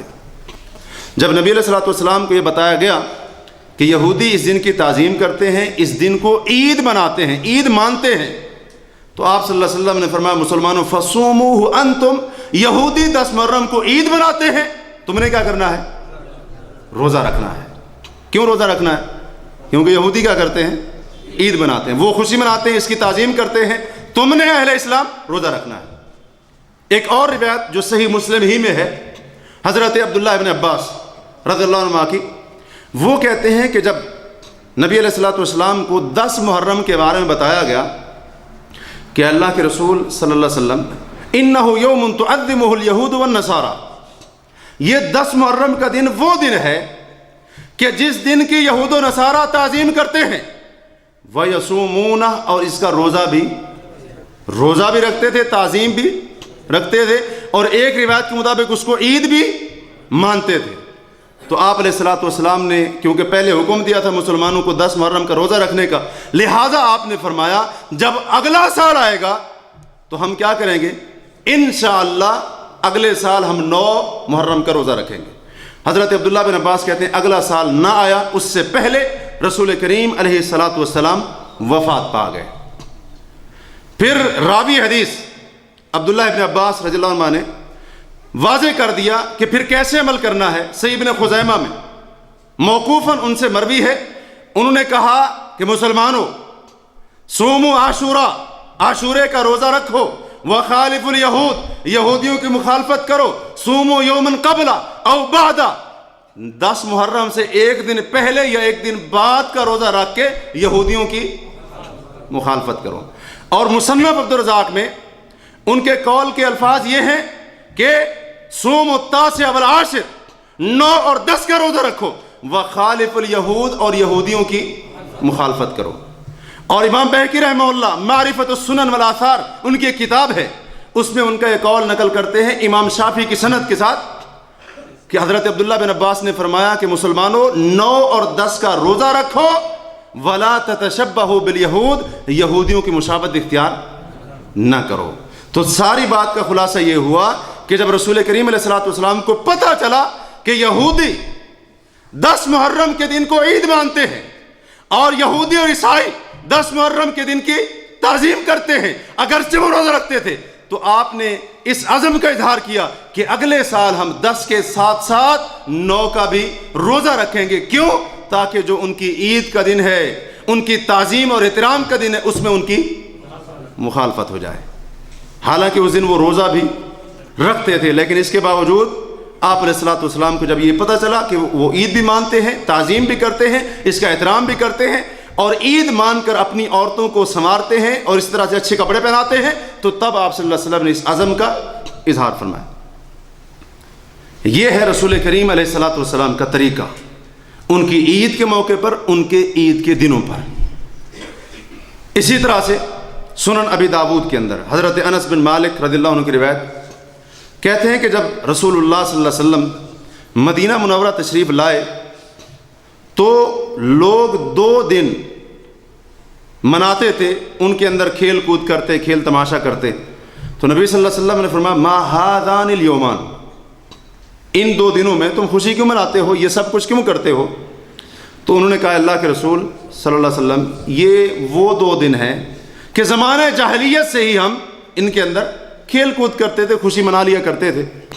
تو آپ علیہ الصلوۃ والسلام نے فرمایا مسلمانوں قد ابدلکم اللہ بیومین خیر منہما یوم العید و یوم الاضحیٰ او کما قال، کہ مسلمانوں اللہ تبارک و تعالی نے ان دو جاہلیت کے دنوں کے بدلے میں تمہیں ان سے دو بہتر دن عطا کیے ہیں، ان میں سے ایک عید الفطر کا دن اور دوسرا عید الاضحیٰ کا دن۔ حدیث کا معنی کیا ہوگا پھر؟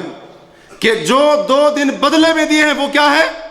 افضل ہیں، وہ بہتر ہیں، اور جو پہلے والے دو دن تھے جن میں زمانہ جاہلیت کے لوگ خوشی مناتے تھے، جمع ہوتے تھے، کھیل کود کرتے تھے، وہ دو دن بہتر نہیں تھے۔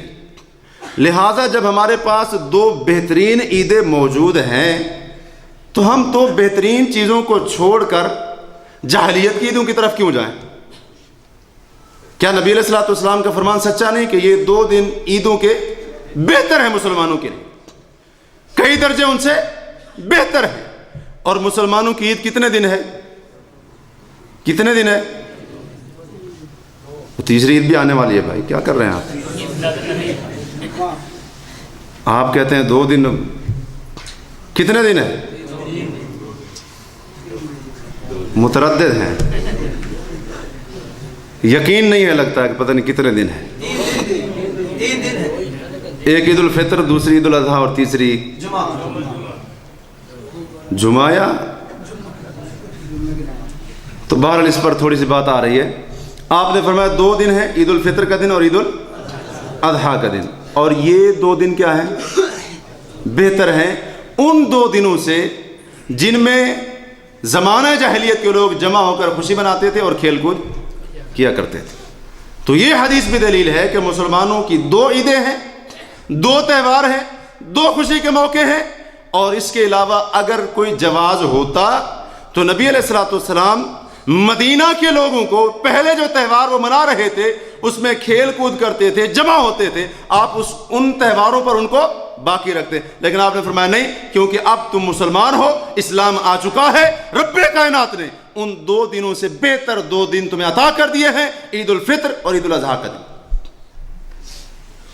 سنن ابی داؤد ہی میں حضرت ثابت بن ضحاک رضی اللہ عنہ کی حدیث موجود ہے، کہتے ہیں کہ ایک بندہ آیا نبی کریم صلی اللہ علیہ وسلم کے پاس، اس نے کہا اللہ کے رسول میں نے نظر مانی ہے۔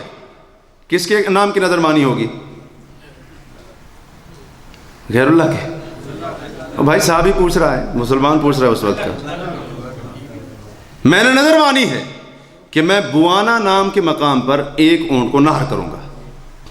بوانا نام کا مقام مکہ مکرمہ سے تھوڑا دور ہے، قریب ہی ہے۔ میں نے نظر مانی ہے کہ وہاں پر ایک اونٹ کو نہر کروں گا، ذبح کروں گا۔ سوال کس سے کر رہا ہے؟ اللہ کے رسول علیہ الصلوۃ والسلام سے۔ یہ ان کی کامیابی کا راز تھا۔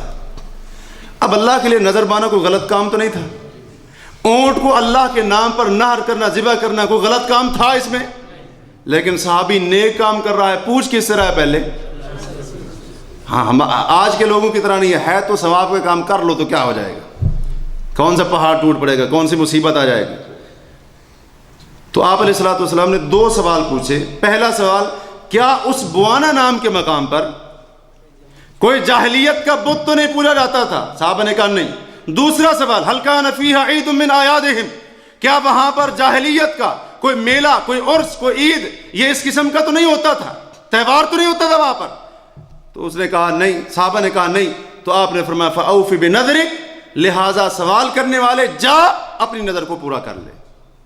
امام ابن تیمیہ رحمہ اللہ اس حدیث کو بیان کرنے کے بعد فرماتے ہیں اس حدیث میں اللہ کے رسول صلی اللہ علیہ وسلم نے مسلمانوں کو بڑی سختی کے ساتھ منع کیا ہے کہ جاہلیت کا کوئی تہوار مسلمان منائے۔ اللہ کے رسول نے بڑی سختی کے ساتھ منع کیا ہے، بلکہ اللہ کے رسول صلی اللہ علیہ وسلم کے سوال پر اگر ہم غور کریں اور سوال کرنے کے مقصد پر غور کریں تو نبی علیہ الصلوۃ والسلام نے اتنا بھی برداشت نہیں کیا کہ جس جگہ پر مشرکین اور کفار تہوار منائیں، یہود و نصارہ اپنی عید منائیں، وہاں پر مسلمان جا کر اللہ کے نام کا جانور ذبح کریں۔ نبی صلی اللہ علیہ وسلم کے سوال کا یہ مقصد ہے، کیونکہ اگر ان دونوں میں سے کوئی چیز ہوتی تو آپ اس بندے کو کبھی بھی اللہ کے نام کا جانور ذبح کرنے کی اس جگہ پر اجازت نہ دیتے، اس جگہ پر اجازت نہ دیتے، کیونکہ لوگ یا تو یہ سمجھتے بدھ کے لیے کر رہا ہے، یا یہ سمجھتے جاہلیت کی جو عید ہوتی تھی، تہوار ہوتا تھا، اس کی وجہ سے کر رہا ہے۔ یہ دونوں شبہے تھے۔ نبی صلی اللہ علیہ وسلم کو جب پتہ چلا یہ دونوں شبہات نہیں ہیں، تب آپ نے فرمایا نظر کو پورا کر لو۔ اسی طرح سے صحیح بخاری اور صحیح مسلم کی حدیث ہے جمعہ کے دن کے بارے میں۔ آج جمعہ کا دن ہے، حضرت ابو ہریرہ رضی اللہ عنہ جس کے راوی ہیں، نبی صلی اللہ علیہ وسلم نے فرمایا یہ سب سے بہترین دن ہے، سب سے افضل دن ہے۔ اللہ تبارک و تعالیٰ نے ہم سے پہلے لوگوں کو اس کے بارے میں گمراہ کر دیا اور ہمیں اس کے بارے میں ہدایت دی۔ الناس لنا فیہ تبع، لوگ اس دن کے معاملے میں ہمارے پیروکار ہیں، ہمارے تابع ہیں۔ الیہود فی غد والنصارى فی بعد غد، یہودی کل کے دن میں اور عیسائی پرسوں کے دن میں۔ اللہ تبارک و تعالیٰ نے جمعے کا دن یہودیوں کو بھی دیا تھا، انہوں نے انکار کر دیا، ہفتے کا دن اختیار کیا۔ یہ دن اللہ نے عیسائیوں کو بھی دیا تھا، انہوں نے بھی انکار کر دیا، اور کون سا دن پسند کیا؟ اتوار کا۔ نبی صلی اللہ علیہ وسلم فرماتے اللہ نے اس امت کو شرف بخشا، اپنے کرم کے ساتھ، مہربانی کے ساتھ ہماری رہنمائی کی، اللہ نے ہمیں جمعے کا دن دیا اور ہم نے قبول کر لیا عبادت کے لیے، اور اسی طرح سے فرض کو ادا کرنے کے لیے، عبادت کے لیے اکٹھا ہونے کے لیے۔ اب لوگ کیا ہیں؟ اس دن کے معاملے میں ہمارے تابع ہیں۔ یہودی کل کے دن میں تابع ہیں، یعنی ہفتے کے دن میں، اور عیسائی اتوار کے دن میں۔ معنی بالکل واضح ہے کہ اس معاملے کے اندر، یعنی خوشی کا معاملہ ہو، اس قسم کا معاملہ ہو، اس میں یہود و نصارہ ہمارے تابع ہیں، ہم ان کے تابع نہیں ہیں۔ اور بڑا اچھا جملہ لکھا ہے تابع لنا کی تفسیر کرتے ہوئے ایک شارح نے، کہتے ہیں فَهُمْ يَأْتُونَ بَعْدَنَا كَالْخُدَّامِ، جمعے کے دن کے معاملے میں یہودی ہمارے پیچھے پیچھے ایسے آئیں گے جیسے پیچھے پیچھے نوکر اور خادم اپنے آقا کے پیچھے چلتا ہے۔ گویا کہ ہم کیا ہیں؟ ہم کیا ہیں؟ مسلمان آقا ہیں، سردار، الحمدللہ اللہ نے فضیلت دی ہے، لیکن ہم کیا بن گئے؟ ہم غلام بن گئے، وہ آقا بن گئے۔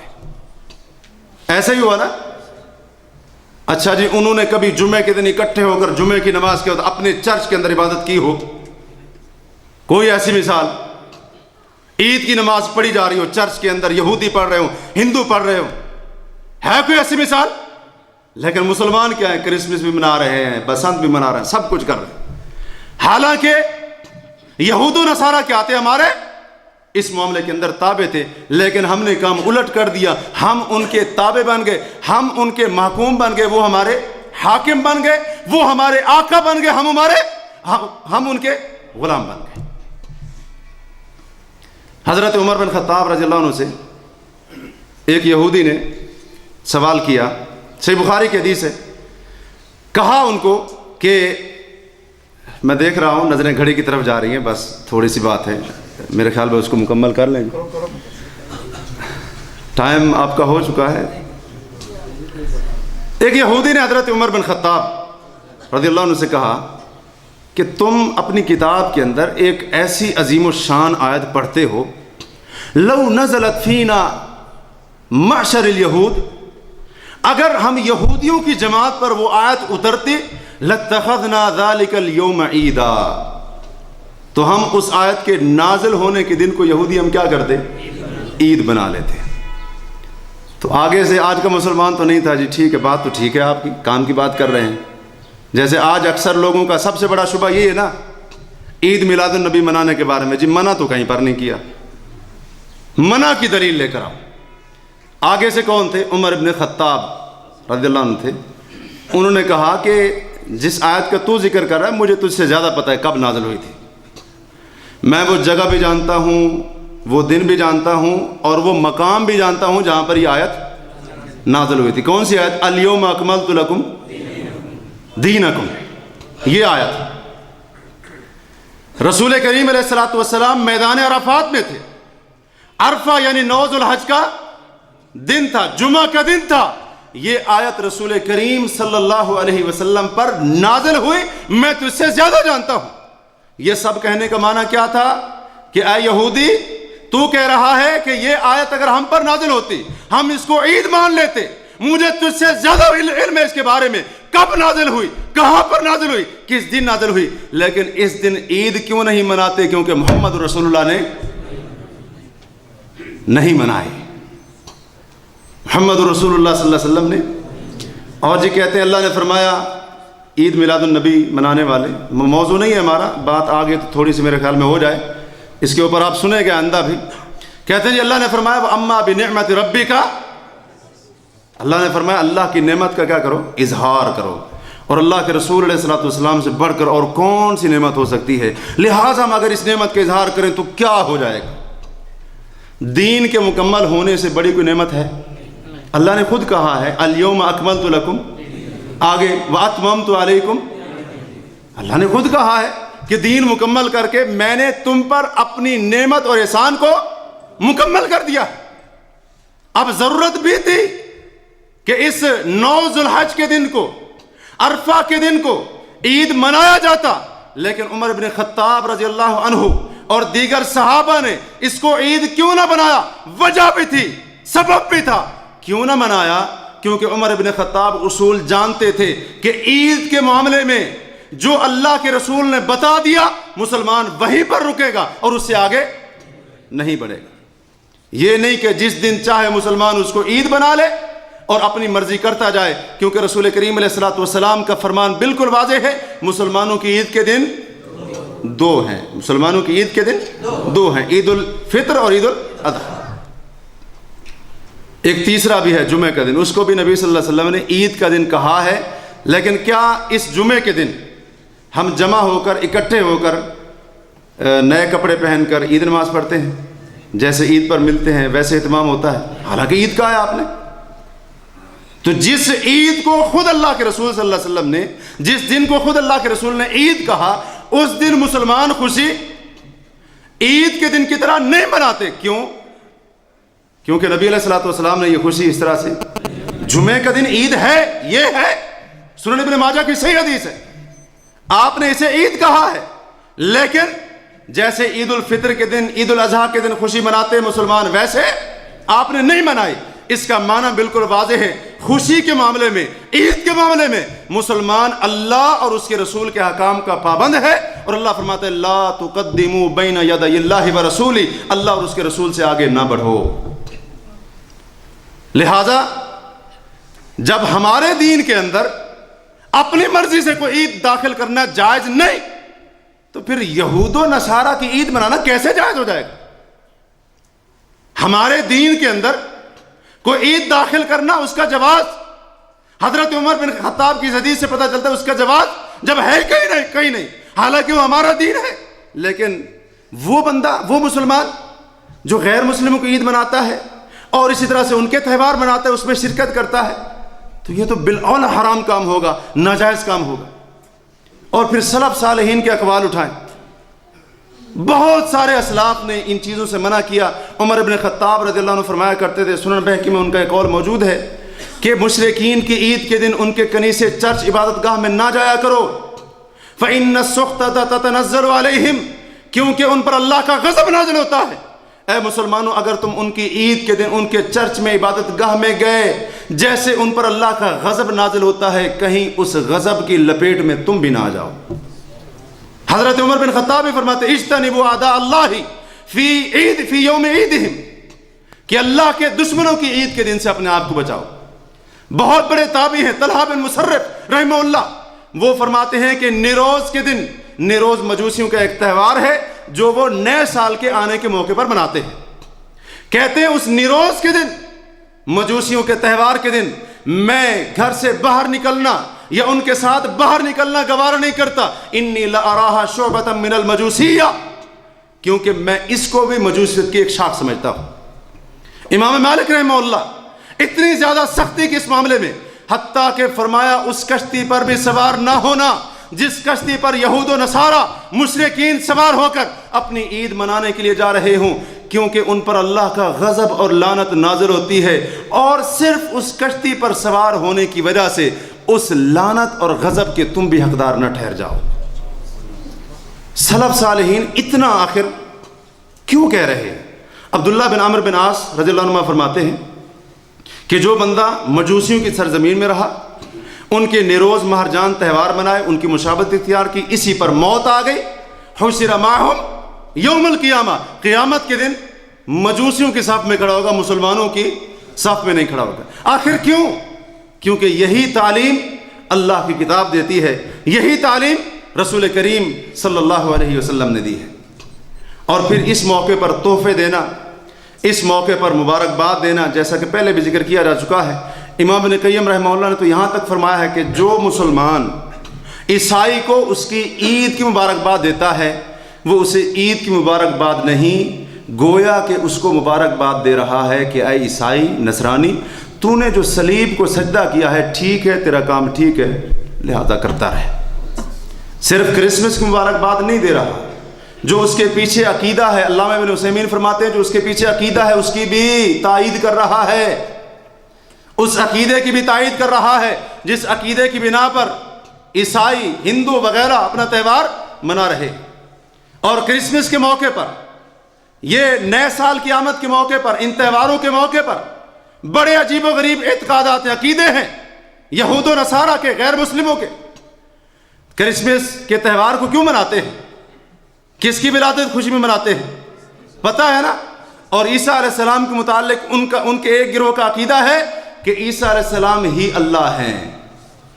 اللہ نے فرمایا نا سورہ مائدہ کے اندر، لَقَدْ كَفَرَ الَّذِينَ قَالُوا إِنَّ اللَّهَ هُوَ الْمَسِيحُ ابْنُ مریم۔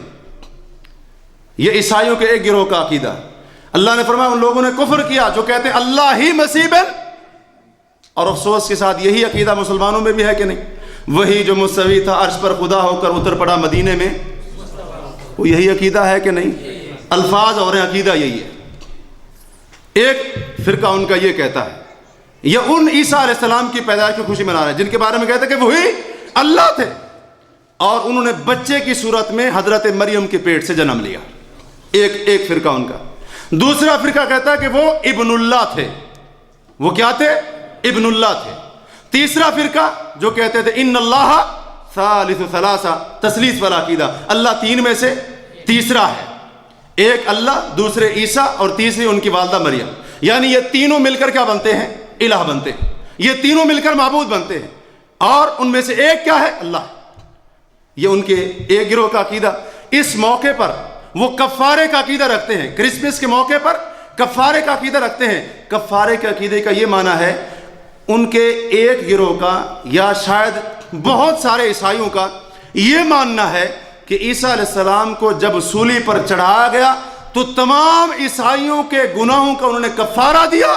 اب جو عیسائی ہر سال چرچ کے اندر جمع ہو کر، کنیسے میں جمع ہو کر اس 25 دسمبر کرسمس کے موقع پر ان کی ولادت کا کیک کاٹے گا، تحفہ دے گا، لے گا، اس موقع پر عبادت میں شریک ہوگا اور یہاں پر یہ کام کرے گا جو کیے جاتے ہیں، تو اس کے سارے سال کے گناہ، یہ بھی عقیدہ ہے ان کا۔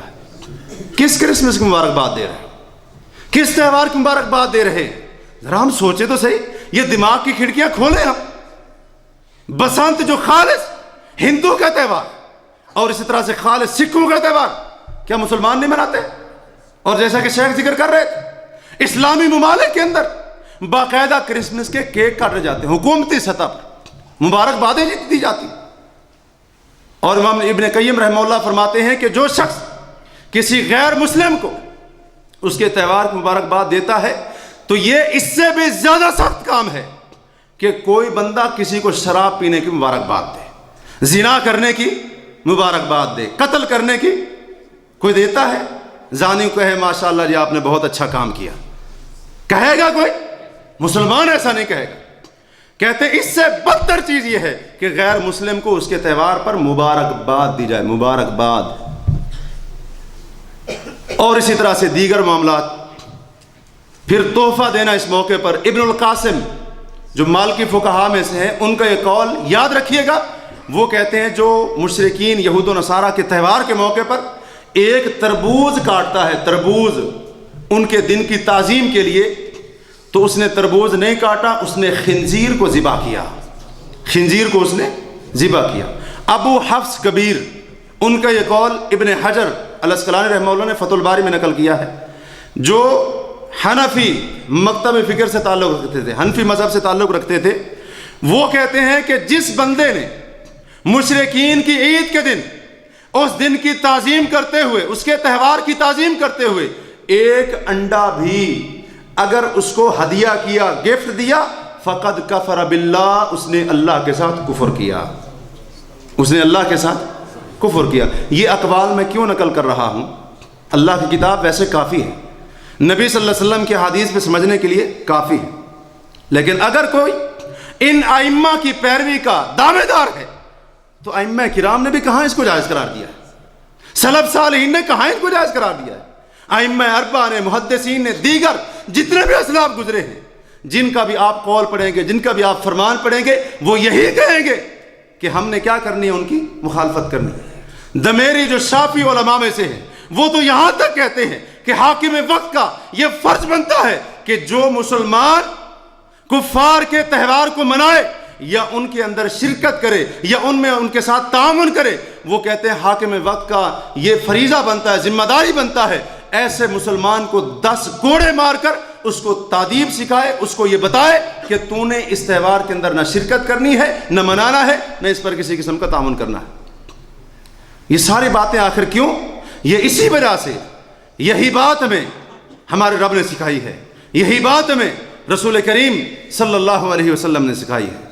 اس لیے مسلمانوں، اگر غلبہ چاہتے ہو، شان و شوکت چاہتے ہو، تو اس چیز کے اندر بھی ان کی مخالفت کرو، جیسے شکل و شباہت کے اندر ان کی مخالفت کرنا واجب ہے، ان کے مخصوص لباسوں کے اندر مخالفت کرنا واجب ہے، ان کے اخلاق کردار کے اندر مخالفت کرنا واجب ہے، اور اسی طرح سے ان کا طرز زندگی، ان کے رہنے سہنے کا طریقہ، اس کے اندر جیسے مخالفت کرنا واجب ہے، ویسے مسلمان کی ایک ذمہ داری یہ بھی ہے کہ ان کی تہواروں میں، ان کے عیدوں میں، ان کی خوشی کے موقع میں ان کی کیا کرے؟ مخالفت کرے۔ یہ بھی بہت بڑا دینی فریضہ ہے اور بحیثیت مسلم ایک بہت بڑی ذمہ داری ہے، جس کے متعلق اللہ کے ہاں قیامت کے دن سوال ضرور کیا جائے گا۔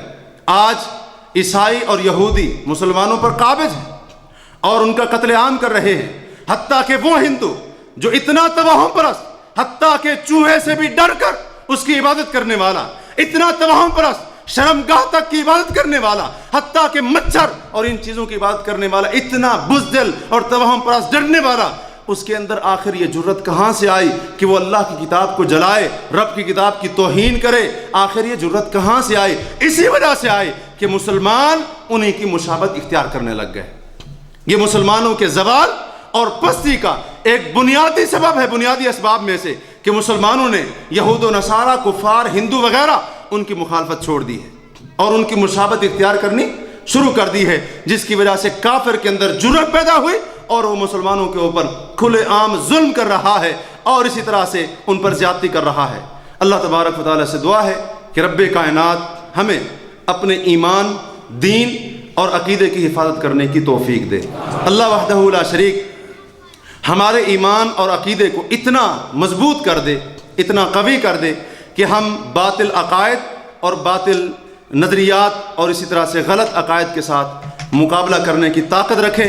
اللہ وحدہ لا شریک سے دعا ہے کہ رب کریم جب تک زندگی دے، جب تک زندہ رکھے، اسلام پر قائم رکھے، اس دین حق کے اوپر، دین حنیف کے اوپر استقامت دے۔ اور اللہ سے یہ دعا ہے کہ اللہ ہمارے دلوں کو پھیرنا نہ، ہمارے دلوں کو گمراہی کی طرف مائل نہ کرنا، بلکہ ہمارے دلوں کو ثابت رکھنا اپنے دین کے اوپر اور اپنی شریعت کے اوپر، اسلام کے اوپر، ایمان کے اوپر۔ اقول قولی ھذا واستغفر اللہ لی ولکم ولسائر المسلمین والمسلمات فاستغفروہ انہ هو الغفور الرحیم۔ سبحانک اللہم وبحمدک، اشہد ان لا الہ الا انت، استغفرک واتوب الیک۔ السلام علیکم ورحمۃ اللہ وبرکاتہ۔ یہ تھے فضیلت الشیخ محمد طارق حفظہ اللہ تعالی، غیر مسلموں کے تہوار کو منانے کے حوالے سے گفتگو فرما رہے تھے۔ اب ان نصیحتوں کو سننے کے بعد آپ نے کسی کو بھی کرسمس کی مبارکباد نہیں دینی۔ مقصد ہی ایسے موضوعات کو بیان کرنے کا یہ ہوتا ہے کہ آپ کی تربیت ہو جائے۔ تو امید ہے کہ آپ کی تربیت ہو گئی ہوگی، آئندہ ہم نے کسی کو کرسمس کی مبارکباد نہیں دینی۔ اب اس کے بعد بھی اگر کوئی دیتا ہے تو پھر وہ جہنم کے گڑھے میں گر رہا ہے، اپنے آپ کو خود تباہ کر رہا ہے۔ تو یہ کام آئندہ کسی نے نہیں کرنا. کم از کم یہ تو فائدہ ہو کہ آپ نے جو یہاں آ کر سنا ہے. اللہ کا بڑا احسان ہے کہ آپ کو ہمیں یہ ساری چیزیں یہاں سننے کو ملتی ہیں کہ ان کو سن کر ہم اپنے آپ کو جہنم کی آگ سے بچا رہے ہیں. اللہ کا بڑا احسان ہے ہمارے اوپر. وگرنہ ہمارے لوگ یہ کام کر رہے ہیں. کرسمس جیسے میں نے شروع میں شیخ کے درس کا شروع ہونے سے پہلے میں نے یہ بات عرض کی تھی کہ لوگ مت دیکھیں ٹائم ادھر کوئی نہیں, کچھ نہیں ہونے لگا. ہیپی کرسمس یہ باتیں کہتے ہیں ہمارے لوگ, کہہ رہے کہ نہیں کہہ رہے؟ تو یہ کام آپ نے نہیں کرنے ہیں انشاءاللہ. نمبر 2, نیا سال مناؤ گے؟ ہیپی نیو ایئر کیا خیال ہے؟ ہم منانا ہے؟ ہرگز نہیں انشاءاللہ. ہمیں 2 عیدیں اللہ کے نبی صلی اللہ علیہ وسلم نے بتائی ہیں, عید الفطر اور عید الاضحیٰ. اور تیسرا عید کا دن جمعے کا, جیسے شیخ نے فرمایا وہ عید کا دن ہے لیکن اسے عید کے دن کی طرح مناتے نہیں. عمر فاروق کی جیسے بات شیخ نے ارشاد فرمایا, انہوں نے یہی کہا تھا یہودی کو کہ وہ عید کا دن جو تم بناؤ گے وہ تھا عید کا دن ہمارا, جب ہمارے اوپر جو ہے یہ حکم نازل ہوا. وہ اگرچہ ہم اس کو عید مناتے نہیں ہیں لیکن تھا عید کا ہی دن. یوم عرفہ بھی خوشی کا دن ہے, اکٹھے ہونے کا, جس دن اللہ تعالیٰ لوگوں کو جہنم کی آگ سے آزاد کرتا ہے. پھر جمعے کا دن, لیکن عید منایا نہیں جاتا. تو پھر جب ایسے عید ہم اپنی طرف سے کسی دن کو نہیں منا سکتے تو غیر مسلموں کی عید بھی ہم نہیں منا سکتے. اور اسی طرح ہم اسلام میں کوئی تیسری عید بھی نہیں منا سکتے. جیسے کہ عید میلاد النبی منایا جاتا ہے, تو اس موضوع پر آئندہ انشاءاللہ آپ کے سامنے گفتگو ہوگی. میں رہا تو میں کروں گا, نہیں تو کسی اور شیخ کو بلا کر اس پر بات کروائیں گے انشاءاللہ. اچھا, اسی طرح اب یہ بات ہوگی کہ نئے سال کی مبارکباد آپ نے ہیپی نیو ایئر نہیں منانا. اچھا, اب ایک بات اور کر کے بات ختم کرتے ہیں. ہمارے لوگ اس معاملے میں اب اتنے آگے نکلتے جا رہے ہیں, اتنے آگے نکلتے جا رہے ہیں. ان چیزوں پر نظر رکھنی چاہیے آپ کو بھی, ہمیں بھی, علماء کرام کو. ابھی سے اس قوم کی اصلاح کریں, ہم بھی اور آپ بھی جاگیں, بیدار ہوں. ظالم اس حد تک آج ہمارا مسلمان آگے نکلتا جا رہا ہے کہ مرنے پر آج سوگ منانے کے طریقے بھی ہم نے یہودیوں اور عیسائیوں کے شروع کر دیا. آپ نے دیکھا نہیں ابھی یہ پشاور میں سانحہ ہوا تو ان کی یاد میں کیا کیا جا رہا ہے؟ ان کی تصویریں رکھ کر ان کے سامنے دیے موم بتیاں جلائی جا رہی ہیں اور وہاں پر 1 منٹ کی خاموشی اختیار کی جا رہی ہے اور یہ کام کیے جا رہے ہیں. اب ٹائم دیکھنے شروع ہو جاتے. اتنے اہم مسئلے, اتنی اہم باتیں یہ کرنا ہے, ہمیں آپ کو جگانا ہے, آپ کو جھنجھوڑنا ہے. آپ کا وقت لیں گے ہم, تھوڑا وقت زیادہ لیں گے. یہ وقت لے کر ہم آپ کو جہنم سے بچا کر جنت کی طرف لگائیں گے انشاءاللہ. دیکھو آج مسلم امت کدھر جا رہی ہے. آج موم بتیاں جلائی جا رہی ہیں. آج جناب تصویریں رکھ کر ان کے سامنے ان پر پھول برسا کر وہاں کھڑے ہو کر ان عیسائیوں اور یہودیوں کی طرح ہمارے لوگ کام کر وہی عمل کر رہے ہیں. اس حد تک آج ان کی مشابہت, ان کے طریقے کو اختیار کیا جا رہا ہے. تو یہ ڈیوٹی ذمہ دار. اور میں یہ کہتا ہوں اللہ کی قسم, اگر ہم نے اس چیز کے متعلق آواز نہ اٹھائی, اگر ہم نے اس پر زیادہ سے زیادہ بات نہ کی, اگر اس چیز کے متعلق ہم نے لوگوں کو ایجوکیٹ نہ کیا, اگر لوگوں تک یہ بات نہ پہنچائی, تو آنے والے وقت میں آپ کی اولادیں, آپ کی آنے والے نسلیں وہ بھی یہ کام کر سکتے ہیں. پھر اگر ہم نے اس چیز کے متعلق ہم نے لوگوں کو ایجوکیٹ نہ کیا, ابھی سے میں علماء کرام سے بھی واللہ درخواست کرتا ہوں اس چیز کے متعلق آواز اٹھائے, بتائے, ابھی سے اس امت کو سنبھال لیں, ابھی سے, وگرنہ یہ کام بہت پھیل جائے گا. یہ کام بہت پھیل جائے گا. ابھی تو صرف وہ مقتدر حلقے جو ہیں اوپر بیٹھے, جو ابھی تو وہ یہ کروا رہے سول سوسائٹی کے نام پر, وہ کافروں کی NGOs وہ یہ کام کروا رہی ہیں. آج وہ یہ سارے بندوبست کرتے ہیں. آنے والے کل میں ڈر ہے, ڈر. ہمارے اصل میں بچے ان NGOs کے سکولوں میں وہاں پڑھتے ہیں.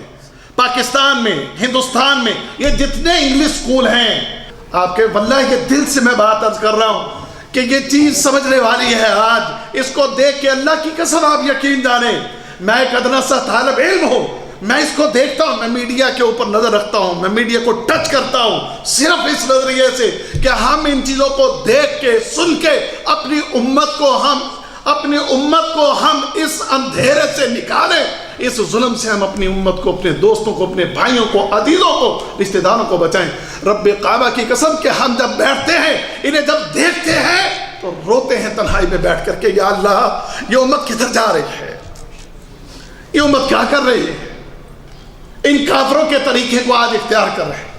تو اگر آج ہم نے اس پر آوازیں نہ اٹھائی، آج علماء کرام نے اگر یہ حق ادا نہ کیا، آج اگر امت نے یہ باتیں لوگوں کو نہ سمجھائیں، ہر پلیٹ فارم پر جب بھی اس قسم کے موضوعات ہو، اس قسم کے موضوعات میں ہم نے قوم کو ایجوکیٹ کرنا ہے، بتانا ہے، انہیں جگانا ہے، انہیں احساس دلانا ہے تم امت محمدیہ ہو، محمد کے ماننے والے ہو، محمد نے روکا ہے، منع کیا ہے۔ ابھی آپ نے پوری تفصیل سنی ہے، اللہ کے بندو تم کدھر جا رہے ہو؟ یا آپ کی، میری، ہم سب کی ڈیوٹی اور ذمہ داری بنتی ہے کہ ہم لوگوں کو ایسے کاموں سے روکیں، وگرنہ بہت قریب ہم بھی معاذ اللہ کھڑے ہوں گے مرنے والے کی تصویر رکھ کر، پھول پھینک کے، موم بتیاں جلا کے، سارے 1 منٹ کی خاموشی اختیار کر لو۔ کیوں بھائی؟ اللہ اکبر۔ اللہ تعالیٰ اس قوم کو ہدایت عطا فرمائے، اللہ تعالیٰ ہم سب کو سمجھنے کی توفیق عطا فرمائے، اللہ تعالیٰ ہم سب کو ان گمراہیوں سے بچا لے۔ یا اللہ دین حق پر قائم رکھنا، یا اللہ جب تک جیے دین حق پر جیے، یا اللہ جب مرے تو اس حالت میں کہ تو ہم سے راضی ہو، یا اللہ ہمیں ان گمراہیوں سے بچانا۔ رب کعبہ کی قسم اپنے بچوں کے لیے بھی دعائیں کریں، اپنے بچوں کے لیے بھی کہ اللہ ہمارے بچوں کو بچانا ہے اس گمراہی سے، کہ ہمارے بچے ان گمراہیوں میں نہ پڑ جائیں، ہمارے مسلمانوں کے بچے کہیں یہ گمراہیاں نہ کرنے لگ جائیں۔ اللہ تو ہمارے بچوں کو بھی بچانا، ان کے لیے بھی دعائیں کیجئے، اپنے بچوں کی تربیت کیجئے، اپنے بچوں کو سکھائیں، قرآن اور حدیث سکھائیں، اپنے بچے کو محمد کی تعلیم سکھائیں صلی اللہ علیہ وسلم، اپنے بچے کو خلفائے راشدین کی تعلیم سکھائیں، اپنے بچوں کو صحابہ کرام کی تعلیم سکھائیں۔ آپ کا بچہ جانتا ہے، انگریزوں کے نام جانتا ہے، کرکٹروں کے نام جانتا ہے، فلمی اداکاروں کے نام جانتا ہے، گانے والی اداکاراؤں کے، ان فنکاروں کے، ان کے نام جانتا ہے، لیکن عشرہ مبشرہ صحابہ کے نام نہیں جانتا، خلفائے راشدین کے نام نہیں جانتا، وہ دین کے متعلق نہیں جانتا۔ ابھی شیخ پوچھ رہے تھے بتاؤ عید کے دن کون کون سے ہیں، ہمیں معلوم نہیں ہے، واللہ ہمیں معلوم نہیں ہے، بہت سی چیزیں جس کا علم نہیں ہے آج ہمارے پاس، ہم نہیں جانتے۔ تو لہذا دعا ہے کہ اللہ تعالیٰ مجھے آپ کو ہم سب کو سمجھنے کی توفیق عطا فرمائے۔ بھائیو کرسمس کا معنی نہیں ہم جانتے، شیخ صاحب نے بات کی، ہم 17 مرتبہ سورہ فاتحہ پڑھتے ہیں فرض نماز میں، 17 مرتبہ یہ پڑھنے والا سورہ فاتحہ کا معنی نہیں جانتا۔ اصل بات کیا ہے کہ اس کو سورہ فاتحہ کا، اس کو سورہ فاتحہ کا معنی نہیں آتا، اس کو نہیں پتا غیر المغضوب کون ہے ولا الضالین کون ہے، نہیں جانتا۔ یہ چند کلمات جو میرے سینے میں جو ابھر رہے تھے، معذرت چاہتا ہوں کہ میں آپ کے 10 منٹ اور لے گیا، خالصاً اللہ کی رضا کے لیے ہیں میں نے، تو معاف کر دیجئے گا کہ تاخیر ہو گئی، لیکن اللہ کی قسم یہ وقت ہے ان چیزوں کو بیان کرنے کا، ان چیزوں کو آپ کے سامنے، اللہ ذائقہ خیر دے شیخ صاحب کو کہ پوری تفصیل سے آپ کے سامنے رکھا ہے۔ یہ تفصیل اگر ہماری سمجھ میں آ جائے تو آئندہ ہم یہ کام نہیں کرنے والے انشاءاللہ۔ اور جو چند ٹوٹے پھوٹے الفاظ میں نے آپ کے سامنے رکھے ہیں، اس کے بعد امید ہے کہ اب ہم یہ احساس کریں گے، ہم احساس کریں گے اور اس امت کی اصلاح کے لیے کام کریں گے۔ بھائیو یہ دعوت، یہ درس، یہ پروگرام الحمدللہ یہ چل رہے ہیں اور اللہ کی توفیق سے چلتے رہیں گے۔ آپ اوروں کو بھی دعوت دیجئے، وہ ہمارے بھائی جو جانتے ہیں ان کو بھی بلائیے، ان کو بھی لے کر آئیں، تاکہ یہاں اتنا ہو جائے کہ یہاں کسی کے بیٹھنے کی جگہ نہ رہے، اتنا درس کی دعوت دیجئے۔ آئندہ کے پروگرام بھی بڑے اہم ہیں، ان کے لیے بھی دعوت دیجئے۔ اللہ تعالیٰ مجھے آپ کو ہم سب کو سمجھنے کی اور عمل کرنے کی توفیق عطا فرمائے۔ اب ٹائم کافی ہوا، اگر کسی کا کوئی سوال تو انفرادی طور پر آپ شیخ سے مل لیں اور بات کر لیجئے، تو اگلے درس میں آپ سے ملاقات ہوگی۔ السلام علیکم ورحمۃ اللہ وبرکاتہ۔ سبحانک اللہم و بحمدک، اشہد ان لا الہ الا انت، استغفرک و اتوب الیک۔ آگے آ جائیں۔